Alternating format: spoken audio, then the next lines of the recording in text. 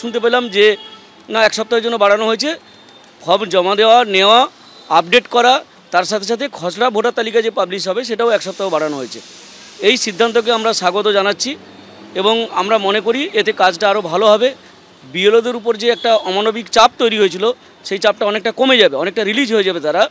এবং আগামী 11 তারিখের মধ্যে যে তারিখটা এক্সটেন্ড করা হয়েছে সেই 11 তারিখের মধ্যে কিন্তু আমাদের রাজ্যের কাজ সম্পূর্ণ হয়ে যাবে।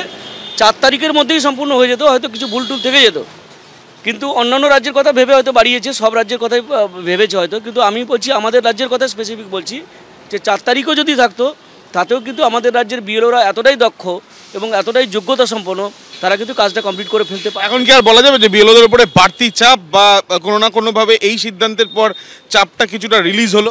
একেবারে তাই, মানে অনেকে হয়তো এই কাজে মানে সংখ্যায় কম হলেও তারা কিন্তু এই মানে বিশেষ করে ডিজিটাইজেশনের কাজে কিন্তু তারা দক্ষ নয়, তারা এই অনলাইন ব্যাপারগুলো খুব একটা ভালো জানেন না, তাদের উপরেই মূলত চাপটা তৈরি হয়েছিল।